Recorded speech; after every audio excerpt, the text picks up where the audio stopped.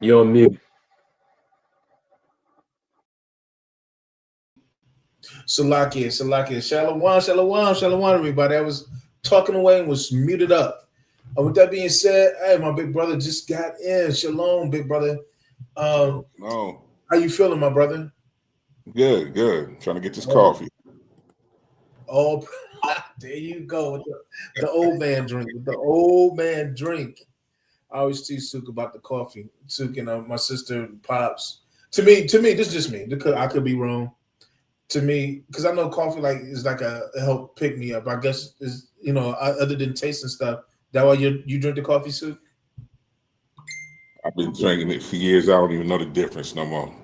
Oh, okay. Yeah, to me it was like they said that coffee is like a help pick me up and stuff like that. And so I always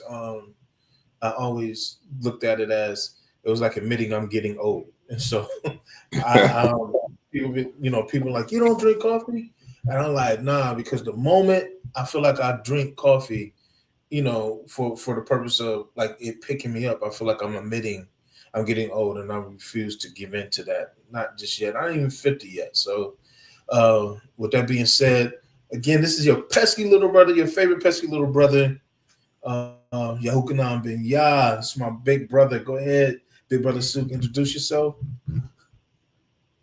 Sukkah Ben Maccabees in the house. Shalom, everybody. Shabbat shalom to the Yeah, fam. yes, sir. He is the big homie G and operating in the background. You don't see him, and he would actually prefer it that way, even though he is the leader of this assembly. Our man, our brother, our Moray, Torah Man EC. I don't know if you want to say hi, maybe put it all in the chat. But Torah Man EC is in operation in the background along with his wife, Moray, our sister Cheryl. Um, Shabbat Shalom, all honor and esteem to them also. With that being said, I see many of you all in the chat. I see Ema Chelsea is in the building. Sister Mary is in the building. Sister Tasha's in the building. Yes, Sister Tasha, I was muted. Didn't even know I did all this talking and was muted. The Brookers are in the building. I'm assuming you two are together. You two are together, and all praises for your praise report concerning our little man. We're still going to be praying for him. Thank you guys for being transparent. We had a productive conversation with them early this morning. Sister Deborah, little Debbie, she's in the building. I know that we try to keep it professional and things spiritual, but little Debbie's always going to be little Debbie. But that sister's big in the spirit. That sister's big in the spirit. Shout out to my wife who's nearby. She never wants to be seen or say anything, but I always got to pull her in some way, somehow. Shout out to my wife. She's in the building. Yeah, baby, I got to get you. I got to get you, sweet. But all esteem and honor to my wife. All esteem and honor to the Most High, man. All esteem and honor to the Most High. I'm excited about the Shabbat. I don't know about anybody else. Oh, Fancy is back at it again. Fancy is back at it again. Shalom, congratulations. I want to say the name, but I'm gonna start with the middle name because I can't get the first name. So I'm gonna say the middle name. The first name starts with an S, uh, and the middle name is Nakia Marie Brown. Nakia Marie Brown. S. Nakia Marie Brown is with us 7 pounds 5 ounces. Healthy. Kia, if you want to put her name in the chat, her first name in the chat, that would be great. Put her first name in the chat. So the family's gotten a little bigger. My niece Nasia, our niece Nasia. Sometimes I'll be speaking like it's just mine. But our niece Nasia just recently gave birth to another beautiful baby girl. So the Israelite family is growing, So with that being said, we give all honor and esteem to the Most High in this time, in this season. Israel still being Israel. Y'all see her name? To Sonata, Sonati. My fault. My wife. Thank you, baby. My wife like, yeah, but get it right. Sonati, Nakia, Marie Brown. Of course, we know Nakia's first name. The baby has Nakia's first name, but the I gotta say this: the middle name Marie is named after our niece, our late niece, Tiara Marie, and Tiara's middle name was Marie. So it has a piece of Tiara in there. We miss Tiara. Matter of fact, it's interesting. We were talking about Tiara, I want to say a couple of days ago, me and our oldest daughter, Imani, her and Tiara had a very special relationship. And so, yeah, little Sunati, she possesses a piece of her grandmother's name and also a piece of her late auntie's name. And so, yeah, we definitely miss TT among others that we have lost in the family. And so, all praises and honor to the Most High for the arrival, the safe arrival. So the family's getting bigger. We got the Brooker family, we got Malaysia in the West, and over here in Houston, our young people are definitely living up to Israel's name as far as being fruitful and multiplying. And so we have our work cut out for us in the spirit, and so we look forward to imparting the Torah, the wisdom, understanding, the Ruach into this younger generation.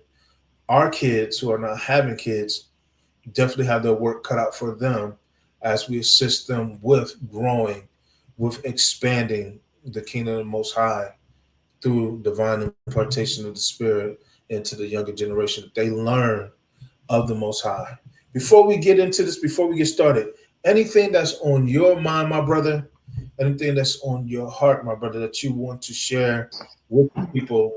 I know I'll be doing plenty of talking. We'll be doing plenty of talking. No, you good, Ak, you good. But with that being Just said, think I know about that there's. Go ahead, go ahead, my brother. no, just think about that word last night, man. Man, Mm, like that word last night mhm. been with me all night. Yeah, Been with me all night. yeah, all night. Still It eating on that. almost shifted. It almost shifted me today because there's so much that I could say off of that, but Honestly, you I got to think go I'm. with the shift. Yeah, and it may end up going that way. It may end up going that way. We'll see how this flows today. We'll see how this flows. All With praises. that being, what's up, brother? I said all praises. All praises. Yes, sir. Yes, sir. Um, I'm going to ask you, my brother, if you can hold for me. I've got a few other verses I want to get to, or a couple verses I want to get to before I get to the main text, and kind of just go off of that main text. But if you could, can you hold for me Matthew? I think it's let me make sure I give you the right one. Matthew 22, 1 through 14. Matthew 22, 1 through 14. And if you could just hold that one for me, we're going to get there eventually. Uh, just kind of want to set the table for it if I can, and just kind of flow into this. This was what we were supposed to, in a sense, talk about last week, but had some technical difficulties. So was definitely working on the laptop and making sure that it acts right this week. Um, we're gonna make sure that we definitely didn't have those issues. But I want to impress upon you all the thought that you're chosen to build, that you're chosen to build. And being that we are chosen to build, we have to recognize and come to the conclusion and understanding that not everyone is chosen to build with you. Not everyone is chosen to build with you.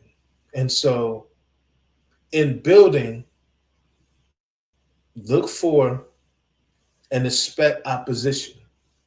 In doing the work of the Father, doing the work of the Most High, doing what Yahweh has commissioned us to do, not everyone is chosen to build with you, and that we must expect opposition. And so, with that being said, I'm going to go to Romans 15 and 4 just to set a little context into what we're talking about today. And it says, "For whatsoever things are written aforetime were written for our learning, that we through patience and comfort and comfort of the scriptures might have hope. Hebrews says, I'm just referencing it. Hebrews says that faith, which come by hearing and hearing by the word, but it says that faith is the substance of things hoped for, the evidence of things not seen. So the moment that that word is spoken and that word begins to germinate in us and it produces this substance called hope, what happens is it's the hope that should ultimately empower us and govern and produce movement, a response in us, because we've heard a word, and we talked about that a little last night. For those who got to hear the taking a deeper look, please go back and listen to that as it pertains to the covenant. Please go back and listen to that if you did not get to hear it. But the deeper look, that word that the Most High gave our father Abram, who later became Abraham, produced a hope. It produced an expectation. And that Shabbat Shalom, Brother Briggs, it produced an expectation in that what happens is because our father trusted the Most High, he stepped out and believed the Most High for some stuff that went beyond the normal bounds of comfort. It went beyond the normal bounds of understanding. It went beyond what it was that his family, his kinsmen, and his country had ever experienced.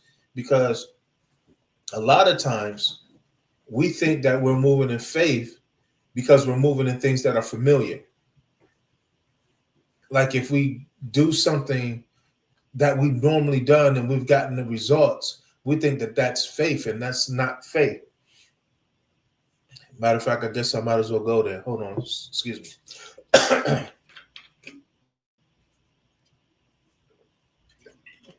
We think that that's faith, and that's not faith. That's just you moving in familiarity, moving in something that's comfortable to you, moving in something that you know gets you results. So what happens is we tend to get to the mindset or the premise and think that because we're comfortable and because it's something that is easy and we get what appears to be results, we think that we're moving in faith. But according to the king, according to Romans,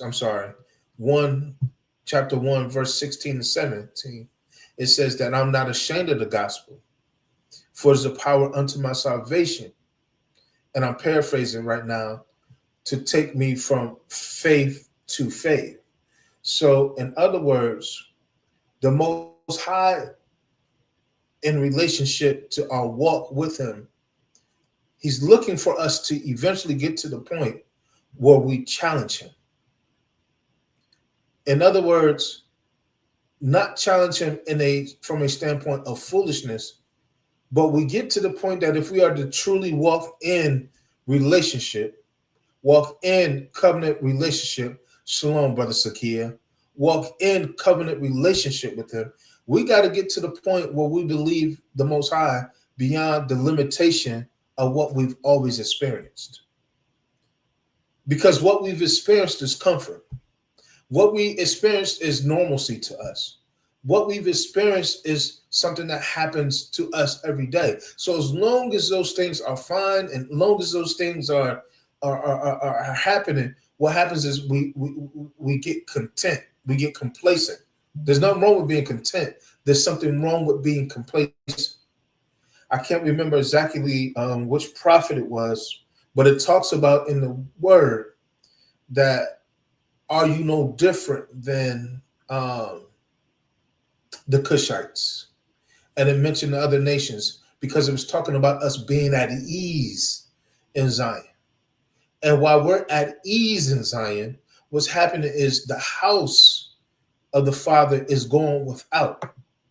The house of the Father is lacking because while we're at ease in Zion with certain comforts and certain things that we have that we expect on a day to day, and we're saying that the Father is blessing us. And that's not to minimize the fact that we have these things. What's happening is we fall into a rut of complacency, in that we never get to the point that we stretch or that we expand, that we move in different realms, so the kingdom doesn't grow. The kingdom doesn't expand. The kingdom doesn't manifest because we have not yet stepped out. And so even when you look at the covenant of our father, Abraham, that was given to him, he stepped into some places that he had to believe the Most High. And the word and the promise to him was, everywhere that you will set your foot, I have given you. And so what our father Abraham began to do is he began to walk. He began to step into areas of unfamiliarity. Or is it infamiliarity? Unfamiliarity. Unfamiliar is the word, I think, is one that's the word. I don't know, unfamiliar can be a word too, I think. Shoot, I'm a preacher. Whatever word I say this is going to be. No, I'm saying? Preacher words. Right? Preachers, we make up words. But I think it's unfamiliarity. So understanding that is you laughing at, bro, or sis, I don't know which one laughing at, but you laughing at. But it's unfamiliarity. So understanding that is unfamiliarity, the moment that we begin to step into that, what happens is, as we're stepping into it, now the Most High is saying, now you're believing me. It's easy to stay where you're at and be comfortable. It's easy to stay where you're at and be safe. But Peter said when he saw the king, if that be you, bid me to walk on this water, step out the boat and walk on this water. Now we'll clock on Peter because Peter took his eyes off of Christ and he almost drowned. But we never applaud the fact that Peter, in him stepping out of the boat, began to do what the other 11 at that time wasn't brave enough to do. Begin to walk on something that was not common and was not familiar to him, but yet because he believed in the king, so he was out on some substance that you don't normally get to walk on. You don't normally walk on. And he's walking on it as if he was walking on the beach. He's walking on it as if he's walking on the road. He's walking on it as if he's walking on grass. He's walking on water as if it was solid ground, because he decided to step in an area that was not common for man to walk in, or at least not common for him to walk in. And so when it comes to doing what the Father said do, walking in the covenant of Abraham, walking as sons and daughters of Abraham, there's just going to be a time where the Father is not going to tell you what to do next. There's a verse in the scriptures that talks about what he says, I think it's in Isaiah, where he says, you command ye me.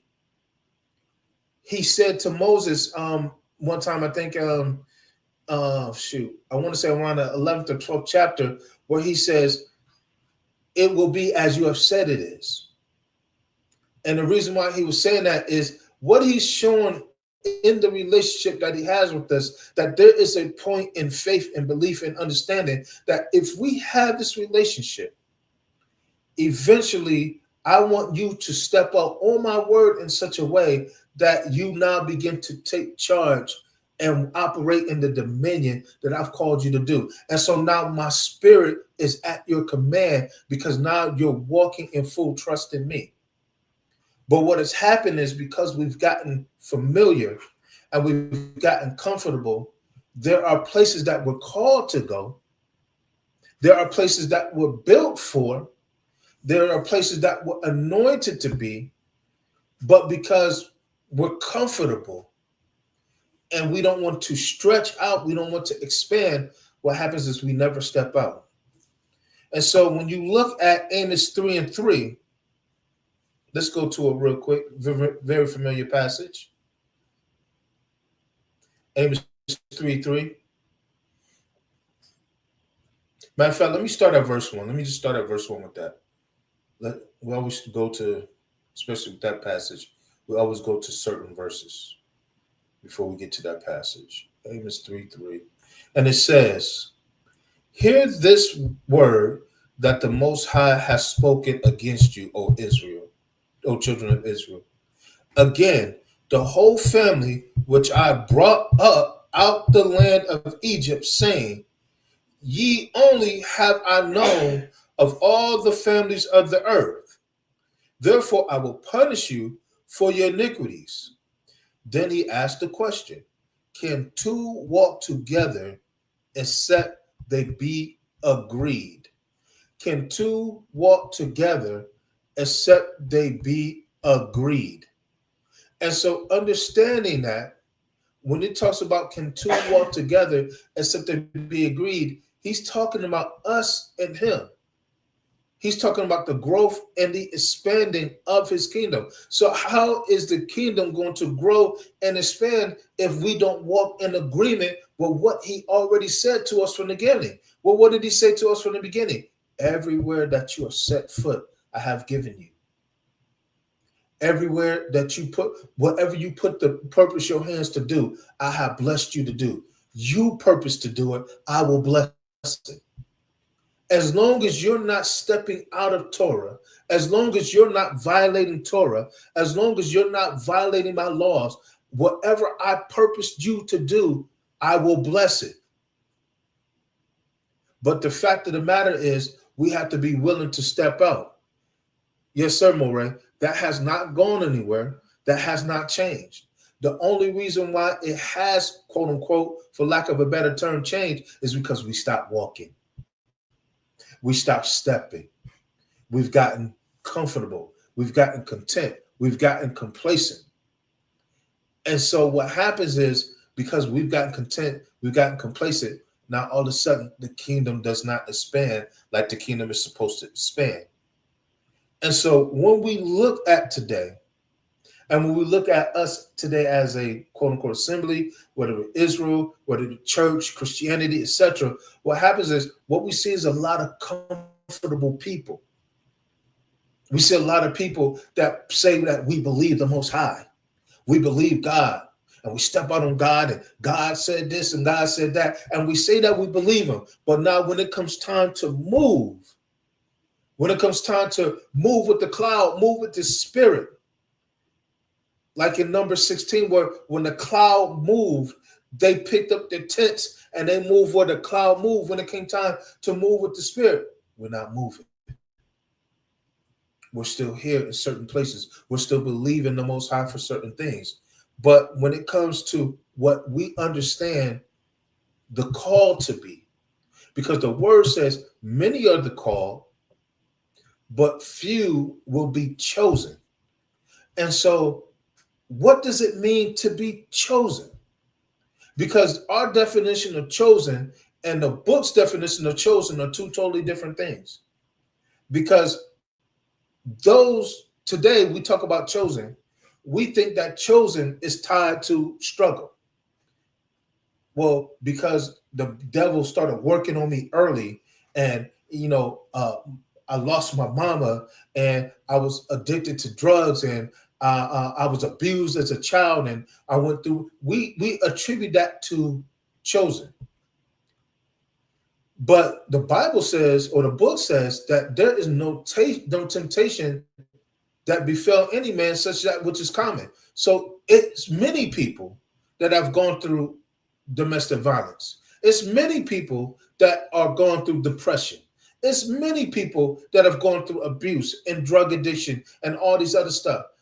But what actually makes us chosen is that the Father has called all of us out of that. But the ones that make us chosen are the ones that when we hear the call, we start walking in additional levels of obedience. In other words, it says, make your calling and your election sure. And I'm probably getting ahead of myself, but it says to make your calling and election sure. So when you talk about someone who is chosen, everybody is called. Everybody's called to have this relationship with the Father. Everybody, especially in Israel, everybody's called to walk in the wisdom, the knowledge, the understanding of the Most High.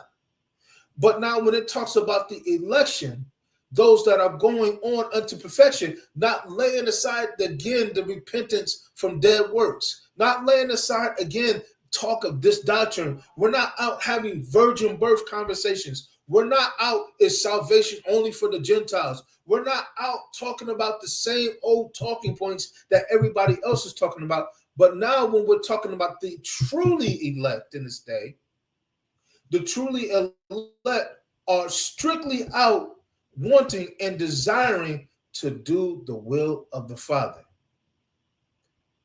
So when you talk, would you say, right, so we should walk this life in poverty so we're righteous? No, I don't think I'm saying that. No, I ain't what the covenant say. No, not at all. No, that ain't what I'm saying at all. No. But when you talk about those that are truly elected, that are truly called. Matter of fact, when we step out, according to what he said, step out on, he said, seek ye first my kingdom. Seek ye first my kingdom and my righteousness, and everything shall be added. The byproduct of our obedience and stepping out in the kingdom is everything shall be added. Everything shall be given to us. We look at Solomon. The Father promised that, according to what he told Solomon, when Solomon asked the Father for wisdom, he said, because you asked me for wisdom to lead my people, what ultimately end up happening is everything else that you didn't ask me for, I'm going to give it to you.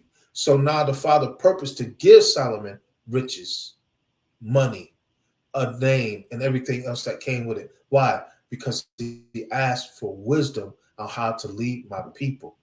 So the moment that we prioritize the word, which is the election, that is what qualifies one for being chosen. It's the ones that when they hear the call, when they hear the call to build, when they hear the call to serve, when they hear the call to do, then what happens is now they start stepping out in areas of ministry, in areas of service that the Most High had purposed them to do, and they start multiplying and increasing it. That's what the parable of the talents was for. One had 5, one had 2, one had 1. Those that never step out on their talent are like the ones who buried it. But the 2 that multiplied were the ones that were about kingdom work, kingdom business. Naeem says it sounds like it can't just be in our mouths. Or no, it can't be. What did James say? I think it's James. He said, I show you my faith by my works. What I believe that the Father told me to do or put in me to do, because he put in me to do his will, his good pleasure. What happens is the moment that we do, that's showing our faith. Because remember, faith is the substance of things hoped for, the evidence of things not seen. So when we show up, faith has arrived. The potential for faith has arrived, but it's not seen until we start operating. We start moving. We start applying. So when we talk about being chosen has nothing to do with our struggles.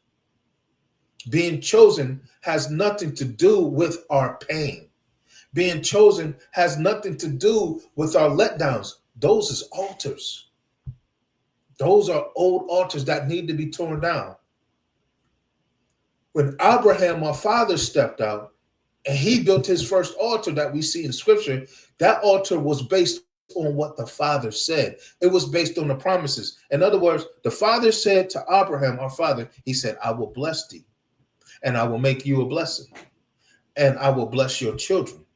He said, I will bless those that bless thee, and I will curse those that curse thee.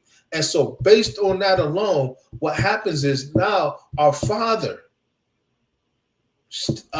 Abraham stepped out and built an altar, signifying the fact that I am in total agreement with what it is that you said do, that you said you will do. and I'm going to follow what you said. And so based on that, because now Abraham, hold on. Sorry. Based on that, because Abraham stepped out on what the father said, now it positions him, or it challenged the father to now have to be in a position to produce. Because now Abraham did something that his father before him didn't do, and his father before him didn't do, etc., etc. So when he's getting called from his country, his kinsmen, and his father's house, he's being called from levels of comfort that now he is now stepping in an area of uncertainty, unfamiliarity, and now he is moving in what the father said do, what the father said be.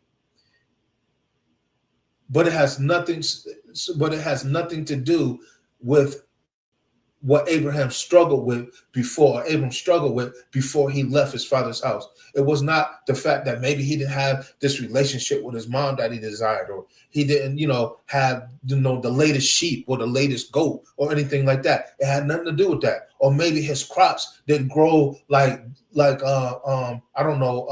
Mariah's crops up the block. It had nothing to do with that. It had everything to do with the fact that when he was called out, what made him chosen was the fact that he walked in agreement. Let me give 2 more verses, and then we're going to get into the main text. I'm going to go to Matthew chapter 5, verses 10 through 12. This is what it means when you're chosen.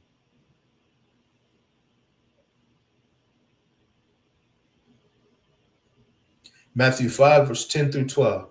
And it says, "Blessed are they which are persecuted for righteousness' sake." Not because I got hurt, or not because, I got lied on, not because I got criticized, but because I'm doing the work. When Noah started building the ark, Noah was persecuted. When our father Abraham left home, I'm sure he was persecuted. Persecution comes with the journey. So it says, "Blessed are they who are persecuted for righteousness' sake, for theirs is the kingdom." Why? Because they're doing the work of the kingdom. They're expanding the kingdom. Suka, did you want to read that you put in there real quick before I go further? No, that's the definition for chosen. Oh, okay. Thank you, big brother. Did you want to read it, though? Nishar or Bashir, symbolizing being selected for a unique purpose, a higher calling, or divine favor. That's so it had nothing to do with the fact. Can I use you as an example, my big brother? Do you mind? Sure. No, not at all. Go ahead. So it had nothing to do with all the people that you lost over your life, right? Not at all. It had nothing to do with the hardships that you faced in Los Angeles, right? Not at all. This call had everything to do with the fact that you was chosen for a unique purpose, correct? Correct. And so you had to make the election sure by agreeing to step out in the call, correct? Third. Now, let me ask you this, big brother. Were you the only one in LA who had those similar type of situations that happened to you? Not at all. Millions. So it was millions that happened.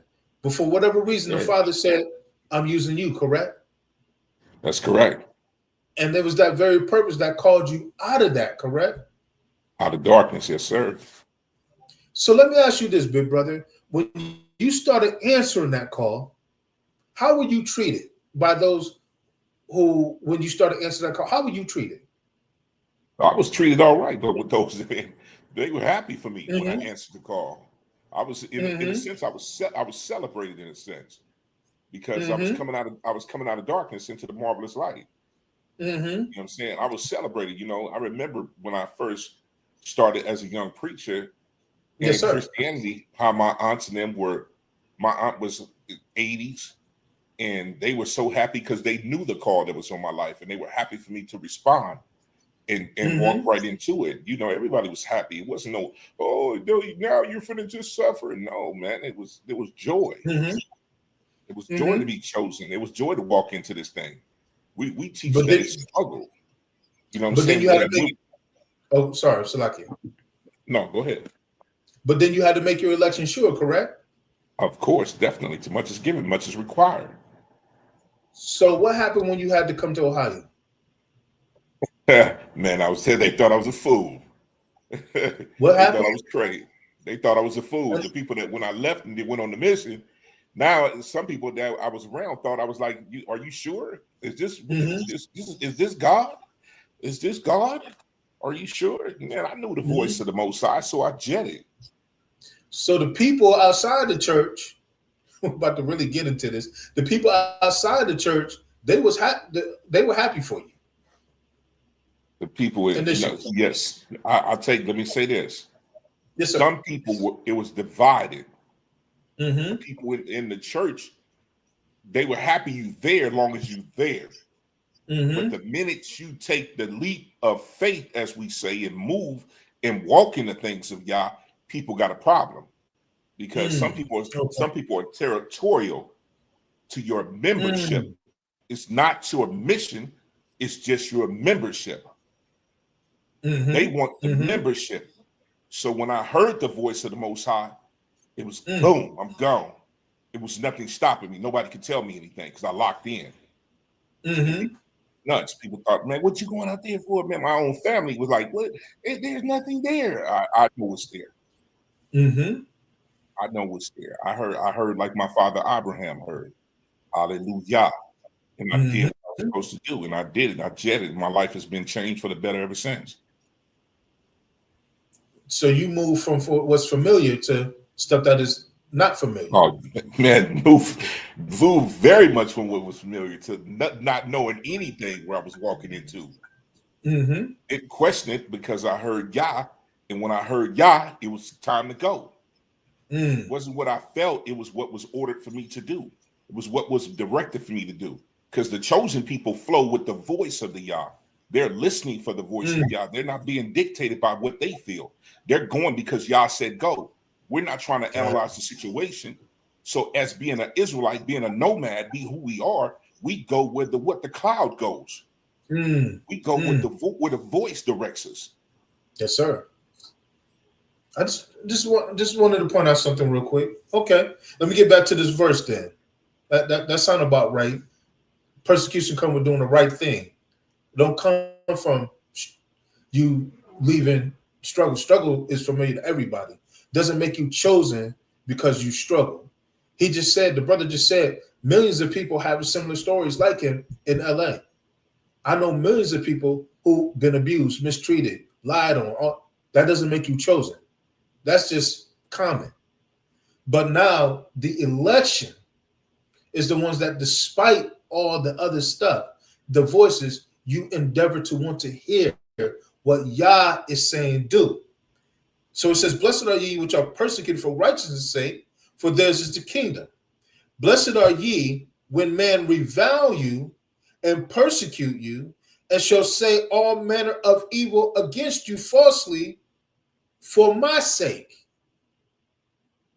Are you sure you heard God? Or he part of a cult? He done got out there. He done got that old Israelite talking that old under bondage of the law, all that. You start to hear that. Verse 12, rejoice and be exceeding glad, for great is your reward in the Shamayim, for so persecuted they the prophets which were before you. So part of the persecution or part of the journey is going to be persecution for doing the right thing. Doing the right thing has nothing to do. Has nothing to do with what you struggle with. According to, I think it's First Peter, second chapter, it says, I think it's verses 19 and 20. It says, if you are persecuted for your own wrongdoing, you got to suffer that with patience. You go through those things with patience.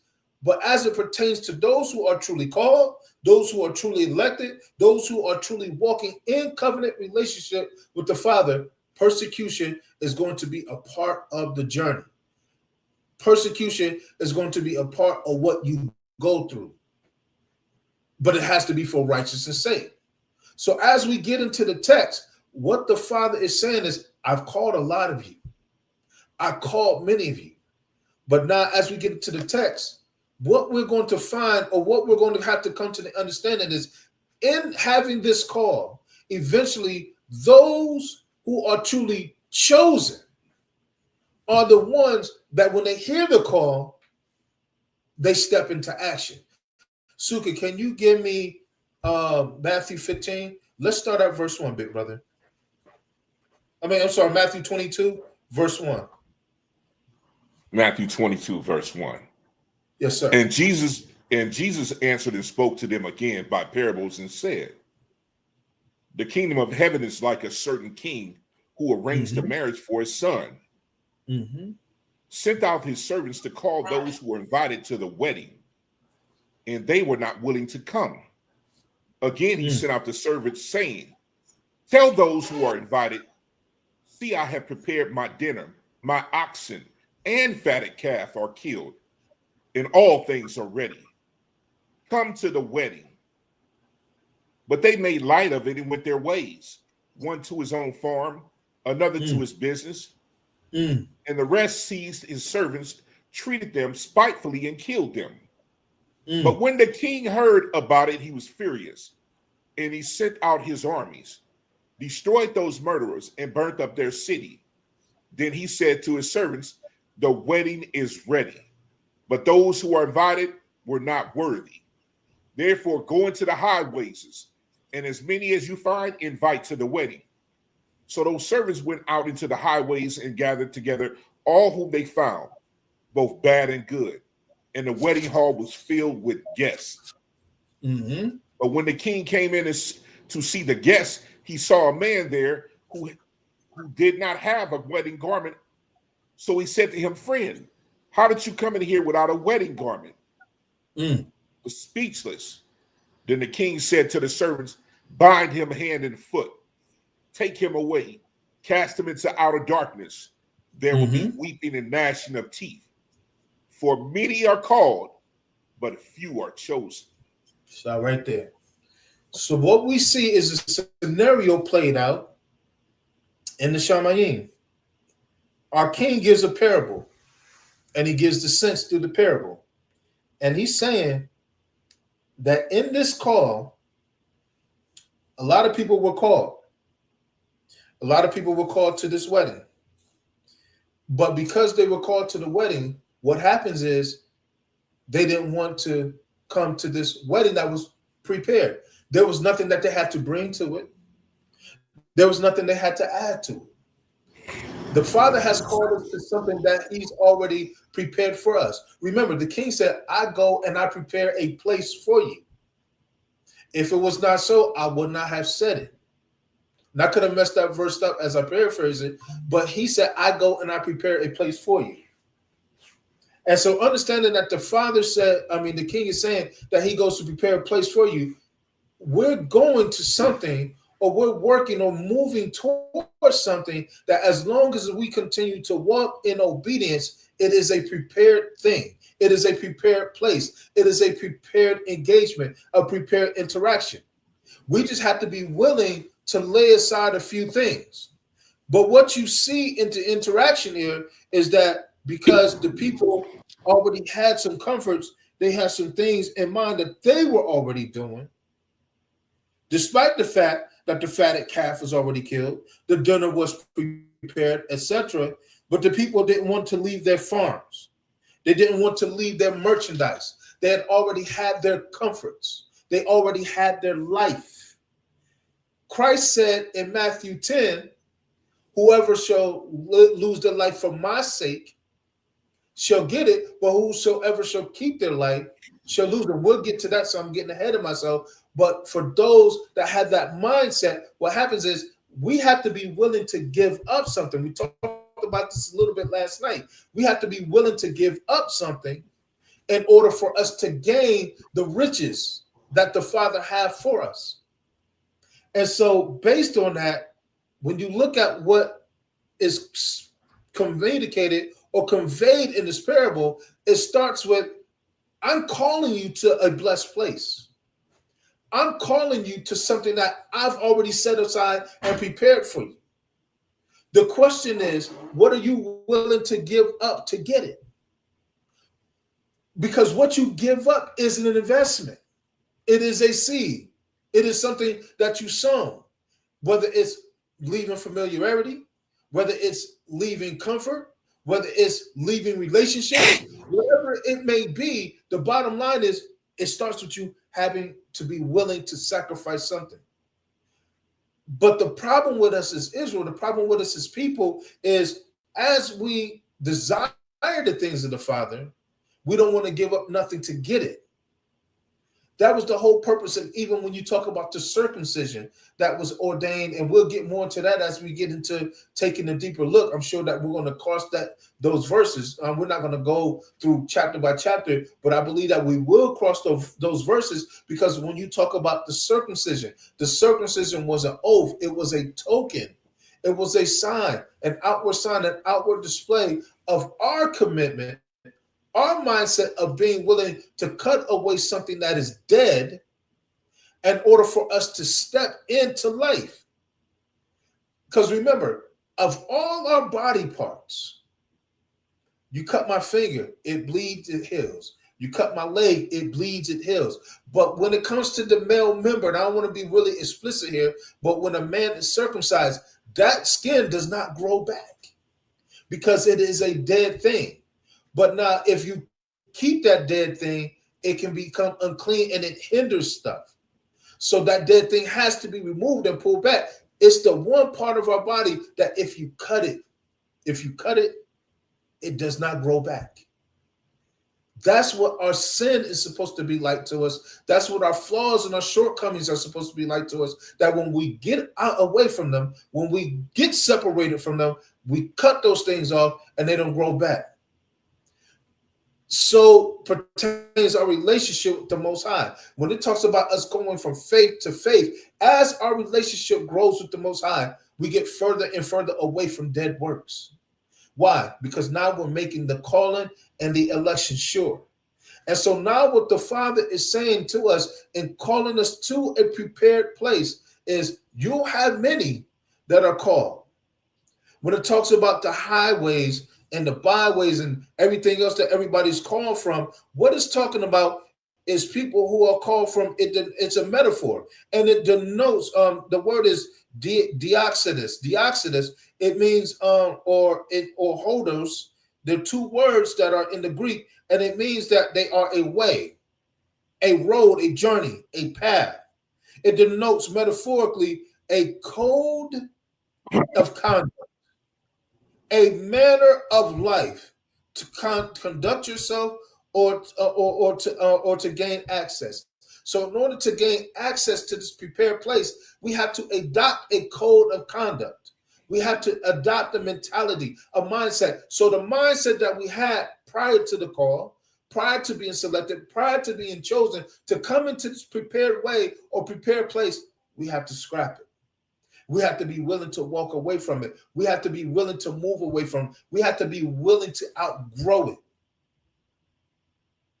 When it talks about being chosen, the Greek word for it is eklektos, or like being elected, eklektos, chosen. It means to elect, chosen for salvation and service unto Yah.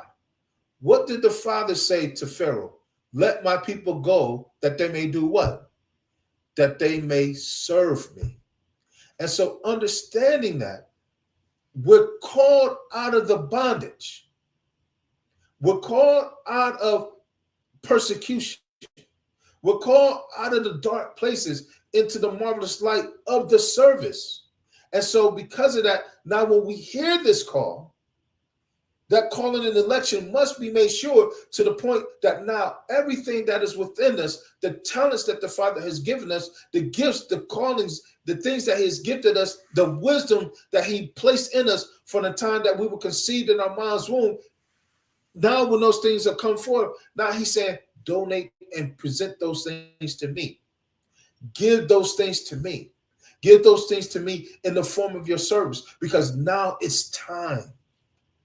Now it's time to build, understanding that not everybody that is called is chosen to build.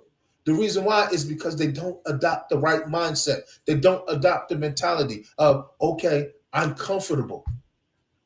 But in order for me to get to where the Father has called me to be, now I have to get uncomfortable, which means that I'm going to have to give up some stuff. You see in this parable right here where people were not willing to walk away from their merchandise.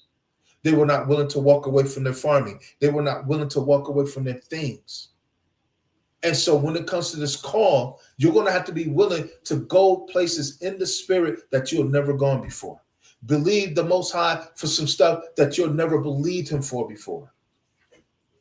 This is what we're talking about when we talk about not everybody's chosen to build with you.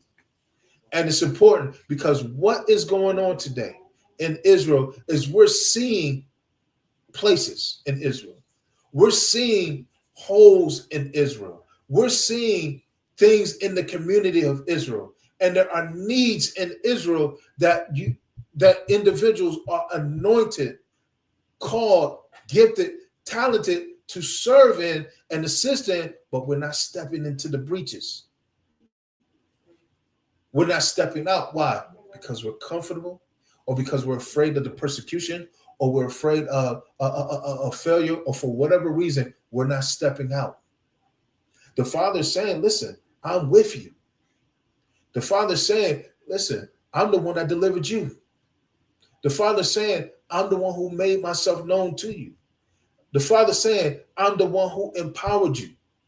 But if you're not stepping into the call, then you're not making the election sure. So therefore, if you're not walking as one who is chosen, can you truly say you're chosen?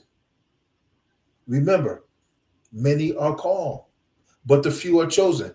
Let's give a little bit more example, and then I'll be wrapping up. Let's go to Exodus 12, 43 through 51, Suka. I want to show y'all something. Exodus 12, 43 through 51.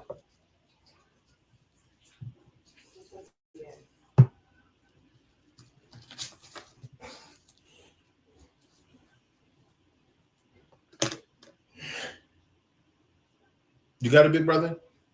If you got yes, it, sir. Yeah, I got you, man. 43 to 51. Yes, sir. And the Lord said unto Moses and Aaron, this is the ordinance of the Passover. There shall no stranger eat thereof, but every man's servant that is bought for money. When thou hast circumcised him, then shall he eat thereof. A foreigner and a hired servant shall not eat thereof. In one house shall it be eaten. Thou shalt not carry forth out of the flesh abroad out of the house. Neither shall ye break a bone thereof. All the congregation of Israel shall keep it. And when a stranger shall sojourn with thee, and will keep the Passover of the Most High, all his males be circumcised. And then let him come near and keep it. And he shall be as the one that is born in the land. For no uncircumcised person shall eat thereof. One law shall be that is home to him that is homeborn, and unto a stranger that sojourneth among you. Thus all the children of Israel, as the Lord commanded Moses and Aaron, so did they. And it came to the pass that the selfsame day that the Lord did bring the children of Israel out of the land of Egypt by their armies. So this was the first time that the ancestors were given the Passover, and they were called out of the land of Egypt. They were called out of the land of Egypt. So we understand that during this journey, the Passover, the feast days, the prophetic in season, and understanding that this is the way that our Father is showing us through these feast days, a way of salvation that He's made for us. Can you go to Numbers chapter 9, verses 1 through 3? Remember, we just got called out of Egypt. Go ahead when you get that, big brother. Numbers chapter 9, verses 1 through 3. And the Lord spake unto Moses in the wilderness of Sinai in the first month of the second year, after they were come out of the land of Egypt. Slow down. In the what? The first month of the what? Second year. Of this what year? Second year. The reason why that's interesting to me is we just read Exodus 12. That was the first year. That was in the first year that they got called out. So the first month of the second year, from Exodus 12 through Leviticus, through 9 chapters of Numbers, we had just gotten to the second year. Go ahead. Done. After they were come out of the land of Egypt, saying, let the After they children come of out of Israel, what? the land of Egypt. So this is year 2. One would think that so much time has passed from Exodus 12 to Numbers 9, where we're talking about, and I'm setting the table, where we're talking about, the Passover, or the first Passover to this moment, that you would think that you just read Exodus and a lot had happened. You read Leviticus and a lot had happened. Well, now we get to Numbers 9. You would think that more than 20 15 years have passed. But no, this is just the second year that we had just gotten out of Egypt. Go ahead. Yes, sir. Saying, let the children of Israel also keep the Passover at his appointed season. In the 14th day of this month, at even, ye shall keep it in his appointed season, according to all the rites of it, and according to all the ceremonies thereof, shall ye keep it. Okay. What year are we in? Big brother? What year are we in? Second year. We're in the second year. Go to Numbers 13.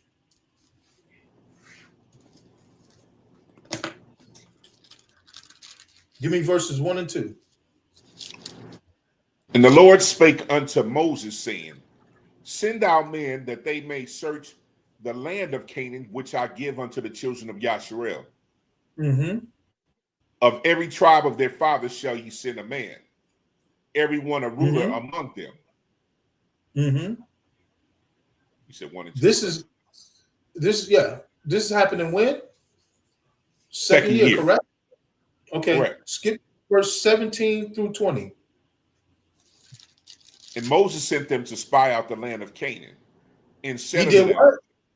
He sent them to spy out the land of Canaan. He sent them in the second year to do what? Spy out the land of Canaan. So he sent them to expand the kingdom. Is that correct? That's correct. Okay, just want to make sure we're on the same page. In the second year. Go ahead.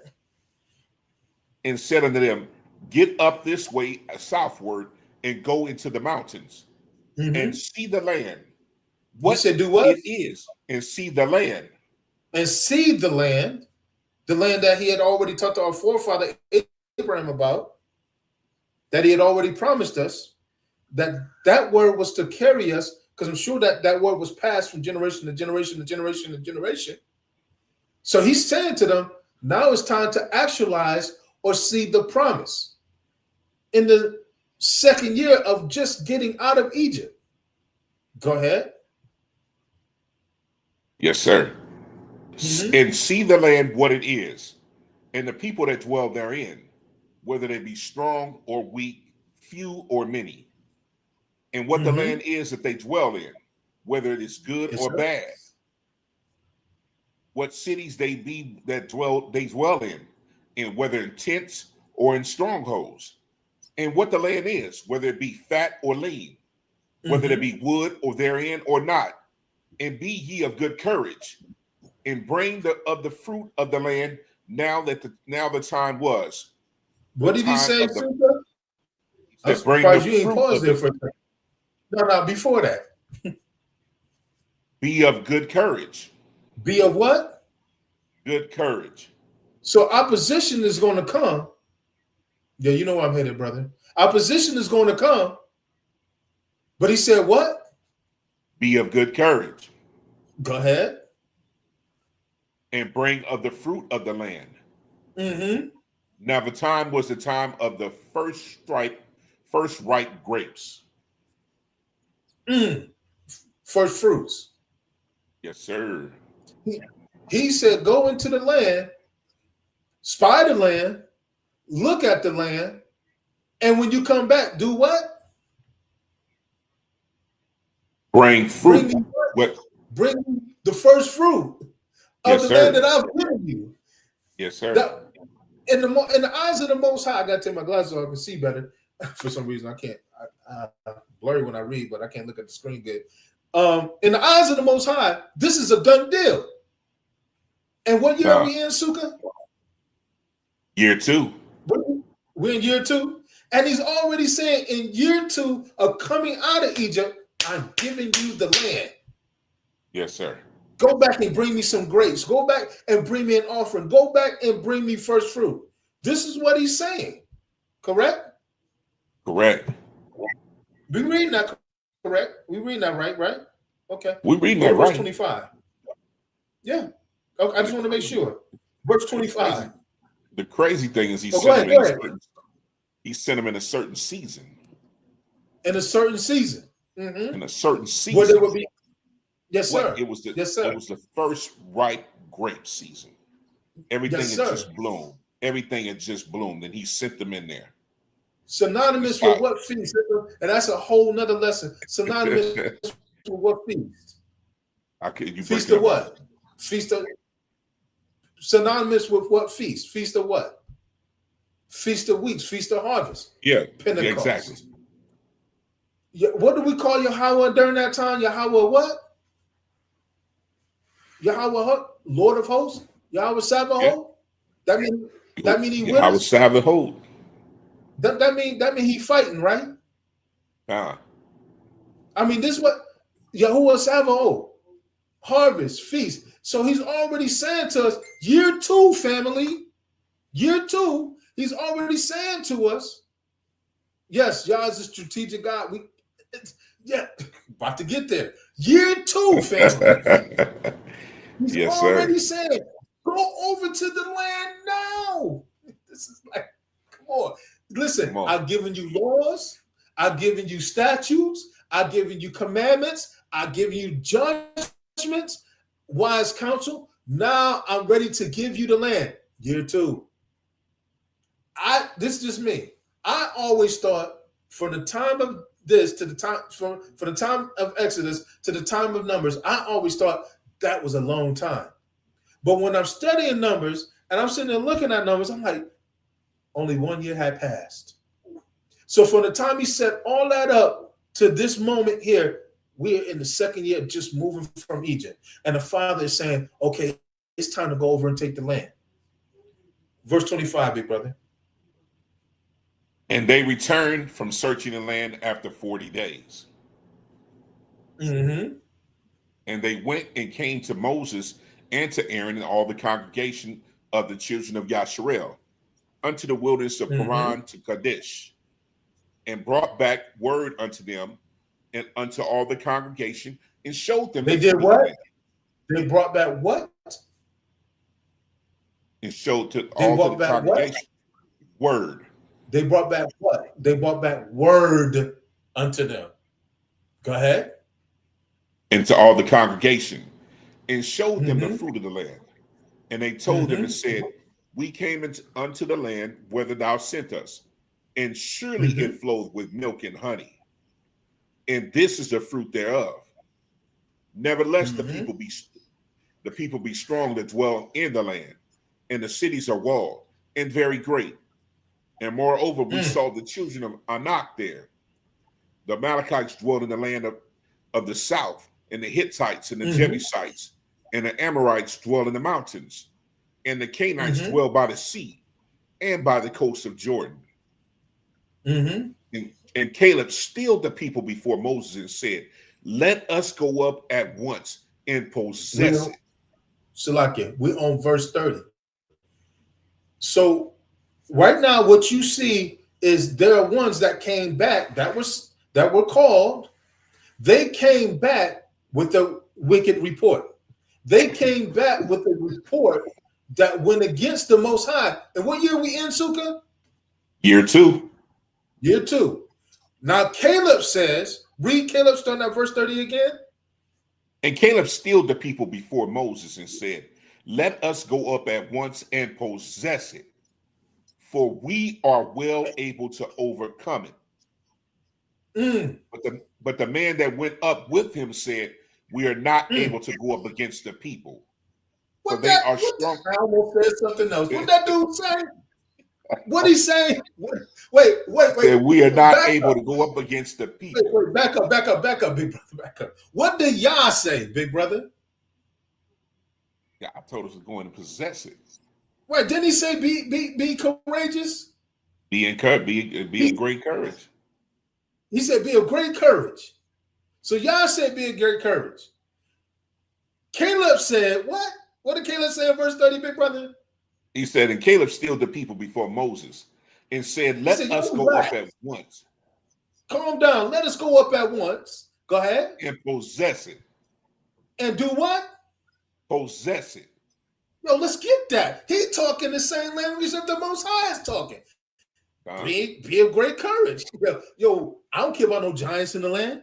Yo, let's go get this. I'm talking what the Most High is talking. Go ahead. Yes, sir. All praises. Mm-hmm. He said, but the man that went up with them said, "We are not able to go up against the people, for they are stronger than we."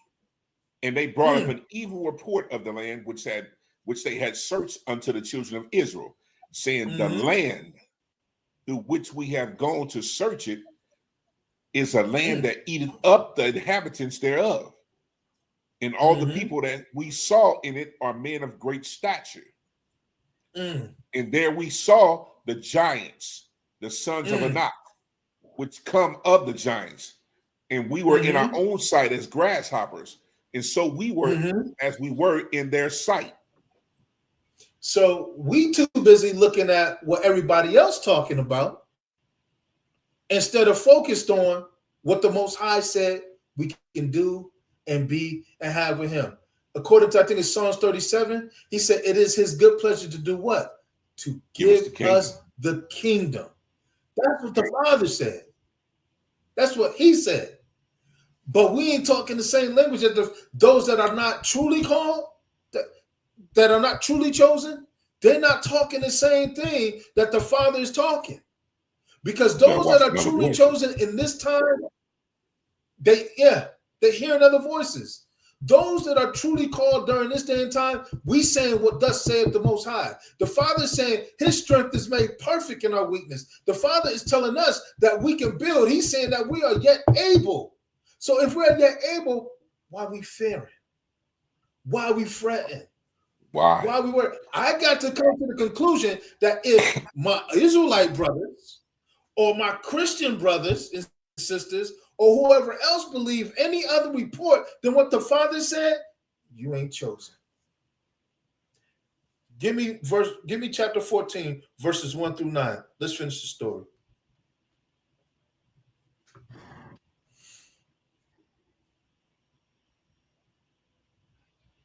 Yes, sir. Chapter 14, brother. Got you. Can you hear me? Sir.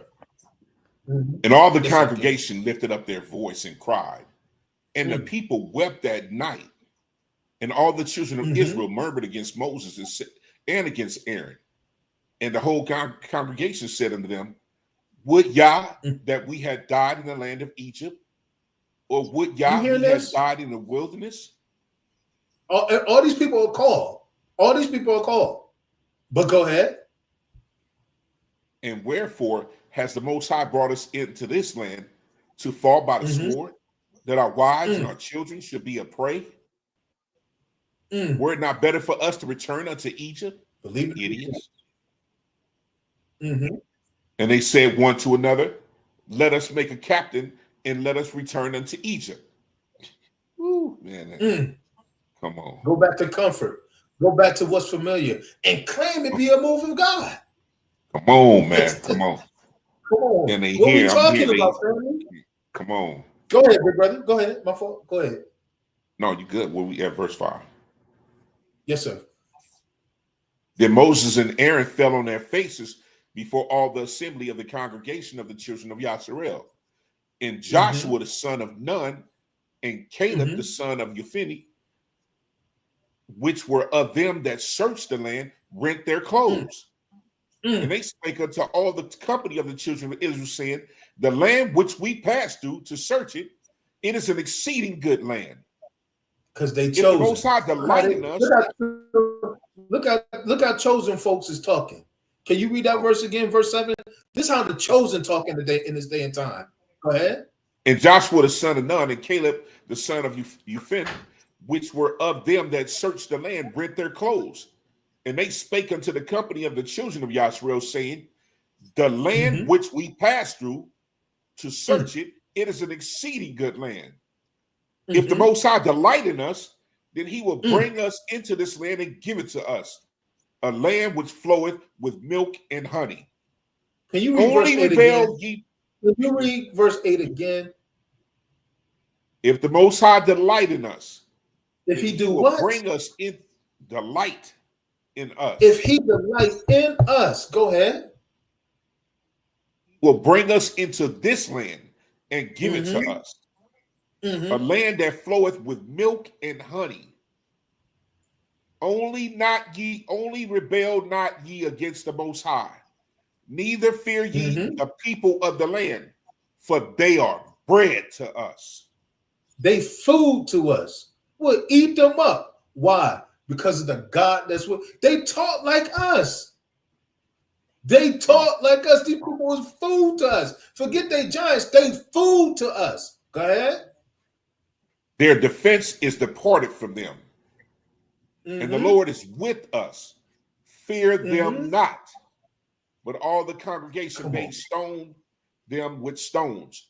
And the glory of the Most High appeared in the tabernacle of the congregation before all the children of Yasharel. And the Most High said unto Moses, how long will this people provoke me? How long will it be ere they believe me for all the signs which I have showed among them? I will smite them with pestilence and disinherit them, and will make of thee a greater nation and mightier than they. Yes, sir. And Moses said unto the Most High, then the Egyptians shall hear it. For thou broughtest up this people in all thy might from among them. And they will tell it to the inhabitants of the land, for they have heard that thou, the Most High, Yah, are among this people. And thou, Lord, hast seen face to face, and that the cloud standeth over them, and that thou goest before them by daytime in a pillar of a cloud, and a pillar of fire by night. Now, if thou shalt kill all this people as one man, then the nations which have heard the fame of thee will speak, saying, because the Lord was not able to bring his people into the land, which he swore unto them, therefore he has slain them in the wilderness. And now I beseech thee, let the power of my Lord be great, according as thou hast spoken, saying the Lord is long-suffering and of great mercy, forgiving iniquity and transgression, and by no means clearing the guilty, visiting the iniquity of the fathers upon the children unto the third and fourth generation. Come on. Pardon, I beseech thee, the iniquity of this people, according to thy greatness of thy mercy, and as thou hast forgiven this people from Egypt even unto now. Moses went into intercession. Read the next verse since I referenced it. I wanted you to stop at verse 9, but it must have got good to you, so I didn't want to stop you. Go ahead and read the next verse for me. Stop at verse 20. And the Lord said, I have pardoned according to thy word. In other words, because Moses believed Yah, the way that he believed Yah, Yah hearkened unto his word. We know the rest of the story. Those that were called out, only 2 were selected out of all those that were called out to lead the next generation in, because they came back with a report that was speaking, thus saith the Most High. Big brother, I got 2 more things and then we're done. Do you have your Apocrypha? Yeah, where we going? Actually, I got 3 more verses. Give me 1st Esdras, 2nd chapter, verses 8 and 9.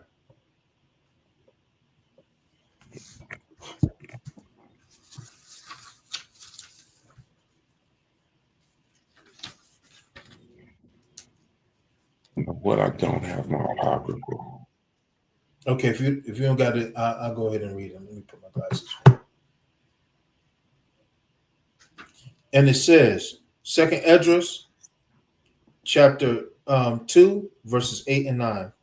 And then the chief of the families of Judea and the tribe of Benjamin stood up, and the priests also, and the Levites, and all they that whose mind the Most High had moved to go up and build the house of the Most High at Jerusalem. And they that dwell round about them and helped them in all things with silver and gold, with horses and cattle, and with very many free gifts of the great number of whose mind were stirred up thereunto. In other words, those that had the mind made themselves chosen. Those that were of the mind. I'm in First Esdras chapter 2, verses 8 and 9. They were of the mind to go up, and the Father provided or made to provision. A lot of times we're sitting on God-given ability, God-given talent, and we're afraid to step out and build because we're too busy, stuck in analysis by paralysis to step out into destiny, step out into callings, step out into the things that He anointed us to do, to go ahead and be the repair of the breach that we're called to be the ones that are called to step out, and we're missing the opportunity to do what Yah said do to manifest His kingdom. And the Father is saying, if you just take the steps, if you walk like your father Abraham walked, then what will happen is those that are commissioned to help you, those who are commissioned to assist you, those who are commissioned to come alongside you and help you grow and build will be the ones to do it. But because we're too busy thinking about how I'm going to do it, rather than just starting to step out into the call, we miss the help. He said that the wealth of the wicked is laid up for the just. But if the just don't ever go walk, they don't find out where the wealth is laid up at. We must walk it. We must step into areas of that are not familiar. We must step into areas that are not comfortable. Let me go to Second Esdras chapter 2, 26 through 30. Let's talk about you said Second Esdras. What you say again? Yes, sir. Second Esdras chapter 26. Chapter 2, verses 26 through 30. Okay. Yes, sir. Thank you. And blow the screen up. You said 22 through 30? Yes, sir. No, 26 through 30. As for the servants whom I have given thee, there shall not be one of them perish, for I will require them from among thy number. Be not weary. Did I give you the right word? I'm sorry. First Esdras. Forgive me, big brother. First Esdras. I said Second Esdras. First Esdras, second chapter, 26 through 30. My bad. No, it's all good. We good. I have read the epistle which ye have sent unto me. Therefore I commanded to make diligent search. And it has been found that the city was from the beginning practicing against kings. And the men therein were given to rebellion and war. And the mighty kings and fierce were in Jerusalem, who reigned and exacted tributes in Celesyria and Phoenice. Now, therefore, I've commanded to hinder those men from building the city, and heed to be taken that there be no more done in it, and that those wicked workers proceed no further to the annoyance of kings.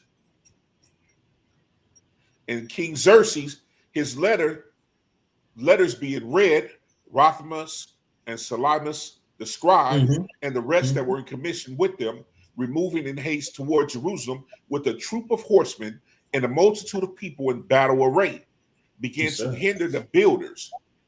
And the building of the temple in Jerusalem ceased until the second year of the reign of Darius, king of the Persians. So in 8 and 9, we're called to build. But now you meet opposition doing the will of the Most High. for a season, for a time being. So it's not going to come without its challenges. So that's why the Bible say war the good warfare by the prophecies that are spoken over you. We must war that good warfare. Give me First Esdras chapter 4, verses 42 through 58.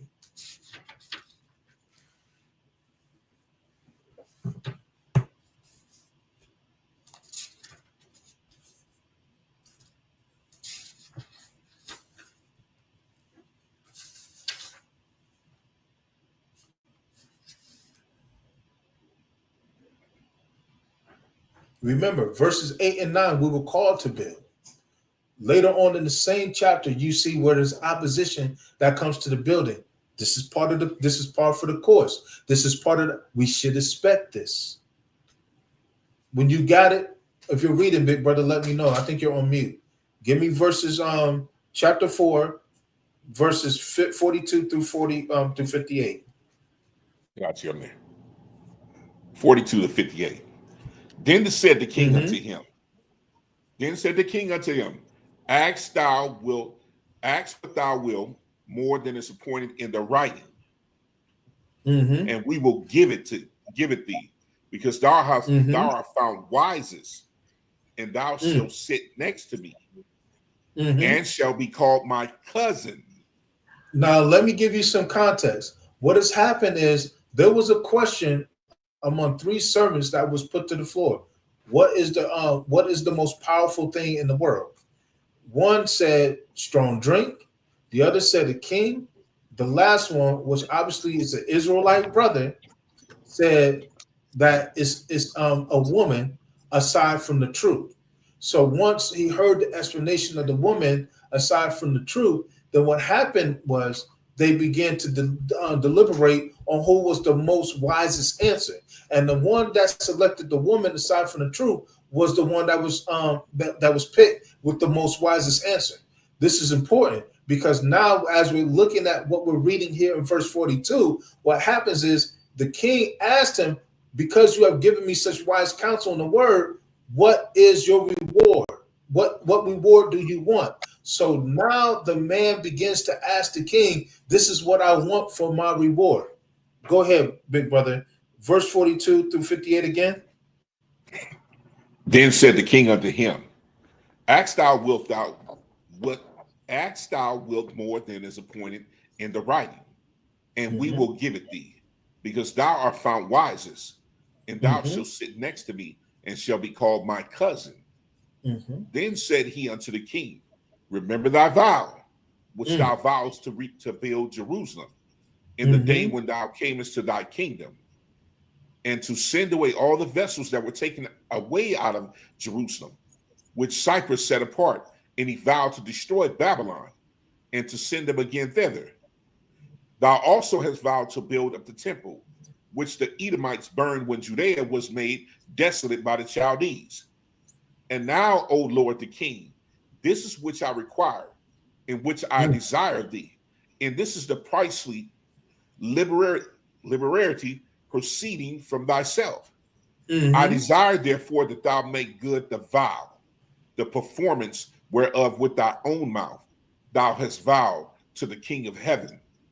Then Darius the king stood up and kissed him, and wrote letters for him unto all the treasurers and lieutenants and captains and governors, that they should safely convey on their way both him and all that go up with him to build Jerusalem. He wrote letters unto all the lieutenants that were in Caesarea and Phoenice, and unto them in Libanus, that they should bring cedar wood from Lebanon unto Jerusalem, and they should build the city with him. Stop there for a second. Stop there for a second. So they said that he sent letters and decrees. He signed executive orders. He sent letters and decrees. I'm not trying to listen. I'm just saying, pay attention. Opportunity is going to be created for those who have an ear to hear and an eye to see. I'm not trying to make this political commentary. I don't believe in none of that. I don't believe in the Democrats or the Republicans. What I'm saying is pay attention to the season that we're going to be in, family, because in the season that we're going to be in, What did it say? The government is working on their behalf. The government is working on our behalf if we just have an ear to hear and an eye to see. We have to understand there's an inside man. Go ahead, brother. What'd you say? We have to understand that Yah has already placed the inside man. The inside, and you're seeing it played out right here in these verses, which is what we're talking about now. You had a dude that was working high up in government, high up in the system, and now he's able to present this option or this opportunity and advise the king, and now the king is moving on his behalf. I'm telling you, the Father said in the word that the king's heart is in my hands. We have to hear what thus said the Most High in this season, and now start to step into requisite callings and anointings, gifts and talents, those gifts that were destroyed in Babylon. Those gifts that were taken in Babylon being destroyed, sin, iniquity being destroyed, laying aside the sin in the weight will thus so easily beset you. Run with patience the race that is set before you. Start to move in your calling, gifts, and anointings right now. This is the season. Stop waiting for them to do it for you. They're not going to do it for you. Executive orders are being passed for a reason. The government stepping back is the reason, is the way for the kingdom to step forward. We step into those openings. We repair the breach. We heal it. We seal it. We bring it together. It's a prime opportunity. Sukkah, give me verse 49. People need, like you said, pay attention. Go ahead. Pay attention, family. Like you said, pay attention. We're so caught up in the doctrines. We're so caught up in the outward. Yeah. We're looking at that. It's Trump. It has, listen, the Father is moving for us. It don't matter who look like who's in office and all this other stuff. That like the white man, exactly.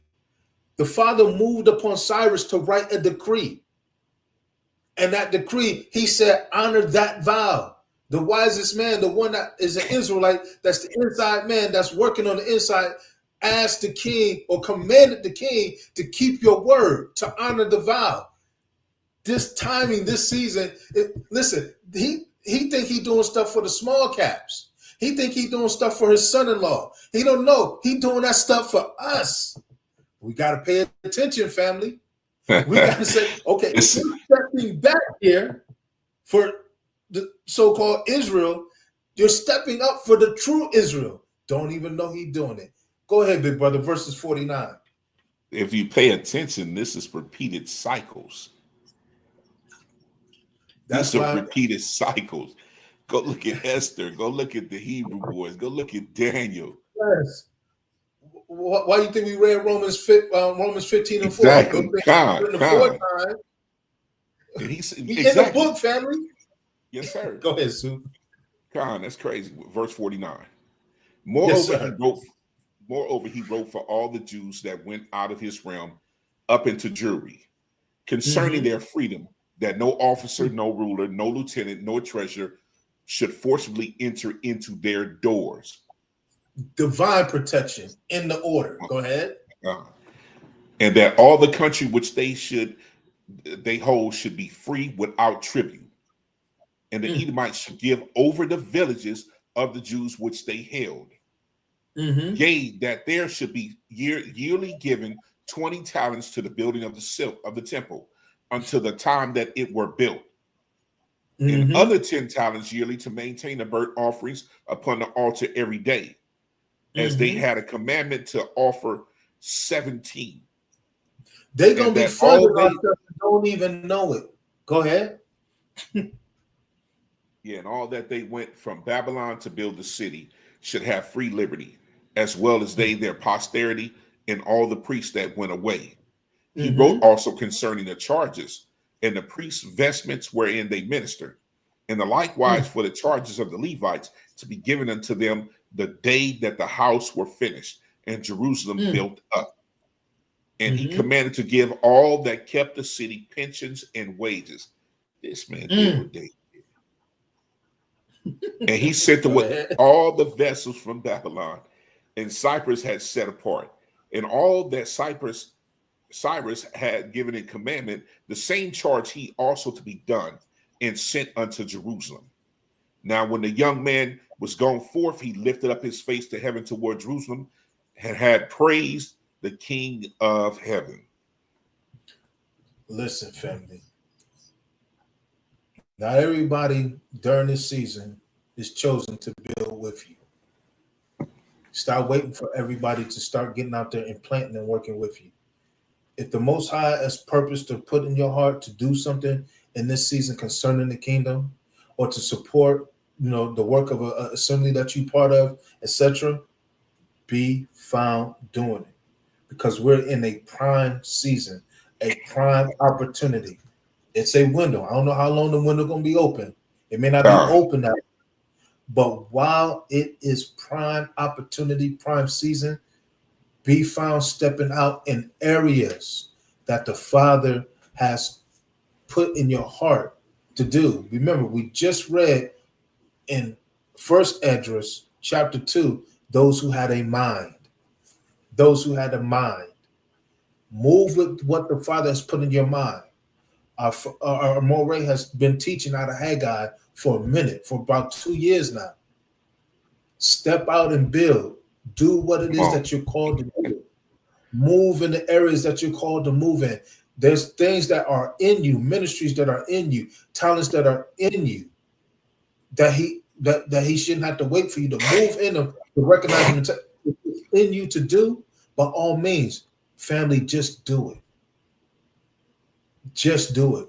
If you're called to do anything in Israel, just do it. We are in prime season, family.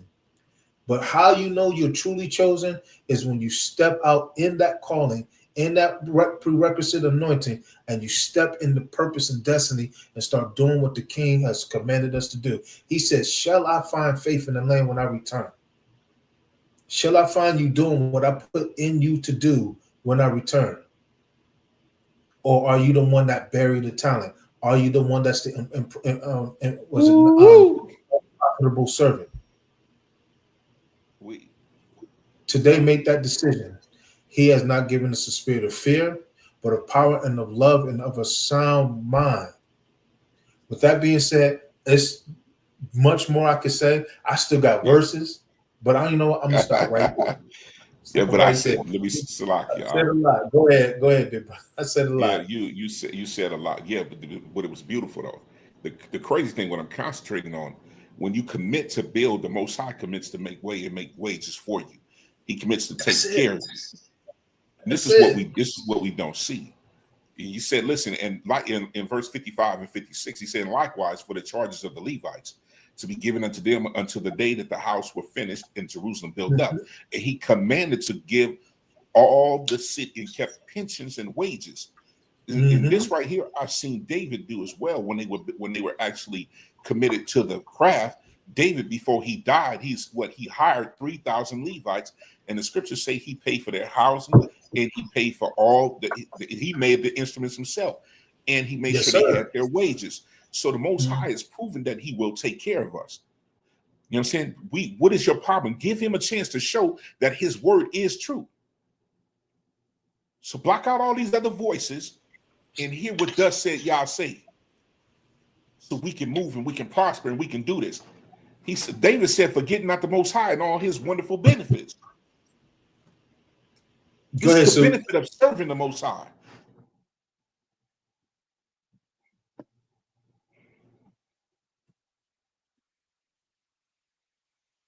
Yeah.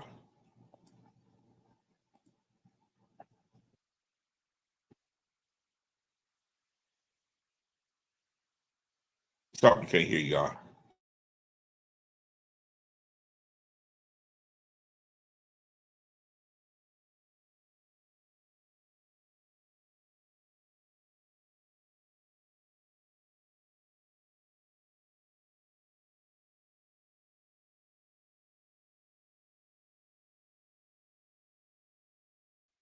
Salaki, hello?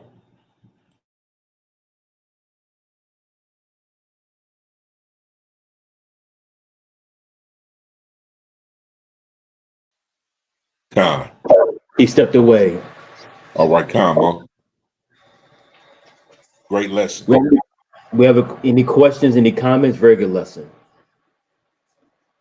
Please click the link. If not, we appreciate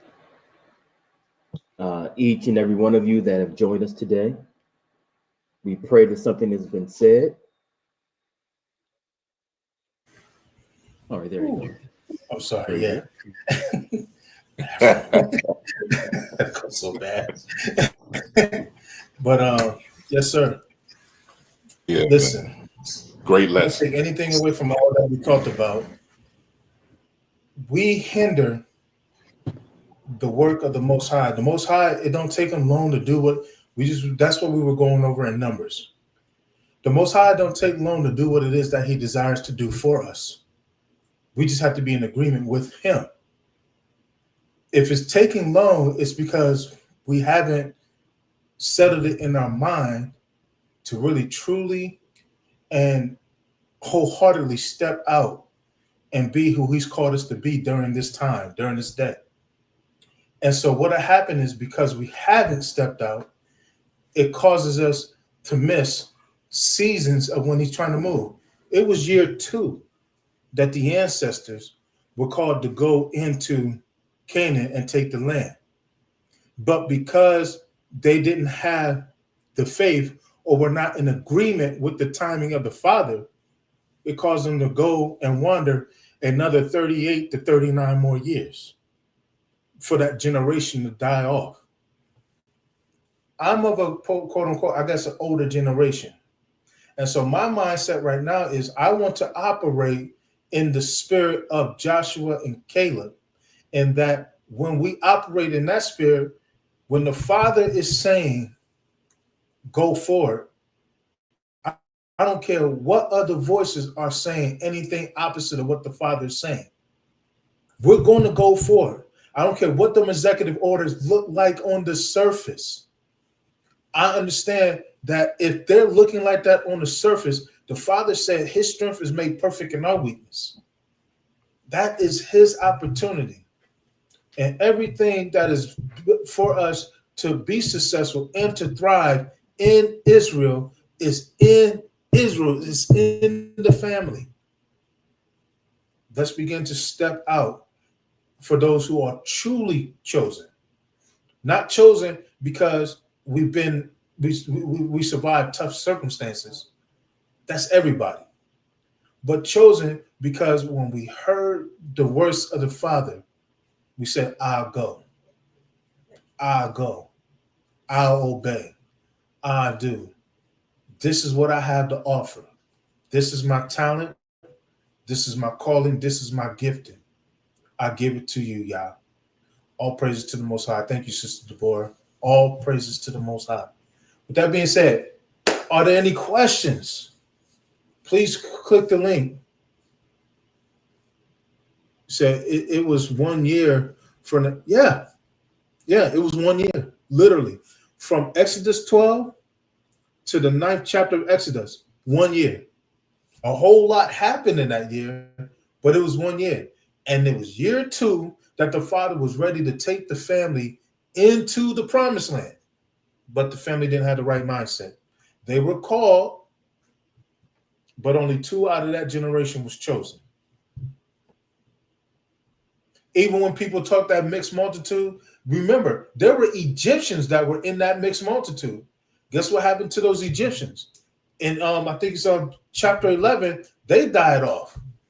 So whatever influence that they had on even the ancestors that came out, the Egyptians that came out with the ancestors, guess what? They didn't make it into there either. They didn't make it either. They died off. They died off with the ancestors who had the Egyptian mentality or the Egyptian mindset, or had the mindset to keep going back to comfort, or had the mindset to keep doing the same thing over and over again, feast day after feast day, Moedim after Moedim, year after year, and saying it's a move of God. No, if we're not expanding the kingdom, then we have not moved. Let's move for Yah. Let's build a community. Let's do something. Let's do it, family. Anything you want to add, big brother? I don't think anybody's clicked the link. Wonderful lesson, man. Wonderful lesson. All praises. Torah man, anything you want to add? If nobody's coming up to the stage. No additional questions. Anything you want to add, Torah man? With that being said, then we will not belabor the point. I pray that it's something that is said it sticks to. If you have any questions or anything that we need to clean up, you have either our website, Chasers of the Way. Feel free to comment on the chat. Those that are part of the Messenger group, hit us up in Messenger if you got any questions or anything that needs to be cleared up. I know sometimes I get to talk a lot, or sometimes in our excitement we may talk or may cut off scriptures at the wrong time and stuff like that. But hopefully something was said to edify, to encourage, to help us grow. With that being said, I'm going to Numbers chapter 6. Salaki, before you go ahead. Please, everyone, please be aware that on Friday we have something grand going on right now. The Most High is revealing something about the covenant. You have to be there. Please come on Fridays, 7:30, 8:30 Eastern Standard Time. We're in the Abrahamic covenant. And you don't want to miss this. And I stress this. This has changed my life, my thinking, the way I move, the way I breathe. You know what I'm saying? It's so edifying what the Most High is giving the moray, and we broke it down. We're just piecing it together because this is what he wants us to walk in. This is what he wants to have. So Friday night, 7:30. Please subscribe to the channel. It's called Taking a Deeper Look. Share it with your friends. Share it on your timeline. Get this word out. You know what I'm saying? Because we're trying to put out what the Most High has given us to be, for the people to be blessed. He charged us. He said, if you love me, feed my sheep. You know what I'm saying? So please tune in on Fridays, taking a deeper look.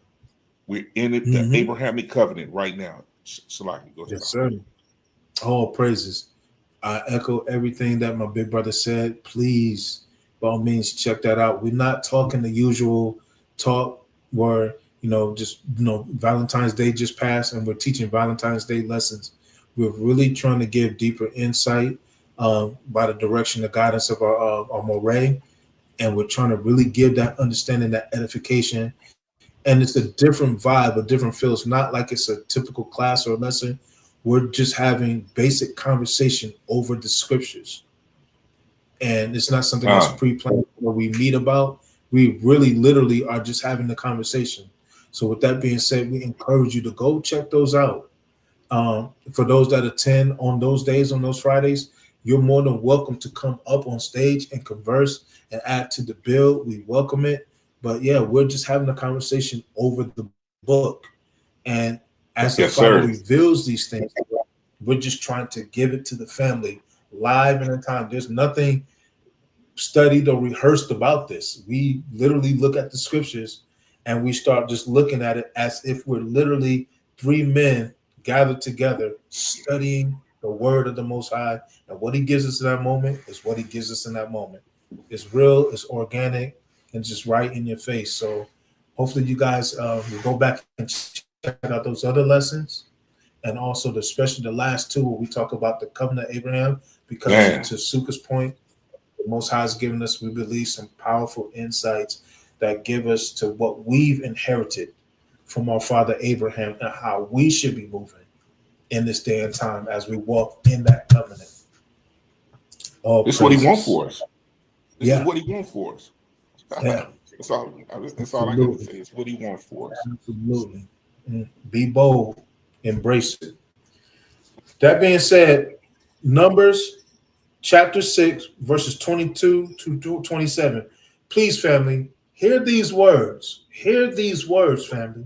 These are powerful. Verse 22. And the Most High spake unto Moses, saying, Speak unto Aaron and unto his sons, saying, On this wise ye shall bless the children of Israel, saying unto them. So the commandment is given to the priest or the leaders, the high priest at that time, the leaders, to speak over the children of Israel. These are the words that are being spoken over Israel. The Most High bless thee, Israel, talking to you, family. The Most High bless thee and keep thee. And the Most High make his face shine upon thee and be gracious unto thee. And the Most High lift up his countenance upon thee and give thee peace. And they shall put my name, this is what you shall do, Israel, and they shall put my name upon the children of Israel, and I will bless them. How we put the name of the Most High upon us is we embrace and do what his words say do. I hope that you all gain that understanding. I hope that you all walk in the blessing of this benediction. With that being said, all praises to the Most High. Any last words from you, big brother? Shabbat shalom. Any last words from you, Torah man?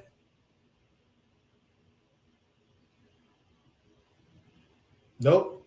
That being said, we love you all. Enjoy the rest of your Shabbat. Remember, any questions, anything that you want to add to, you have our contact information. Please hit us up. Shabbat shalom. We love you, family.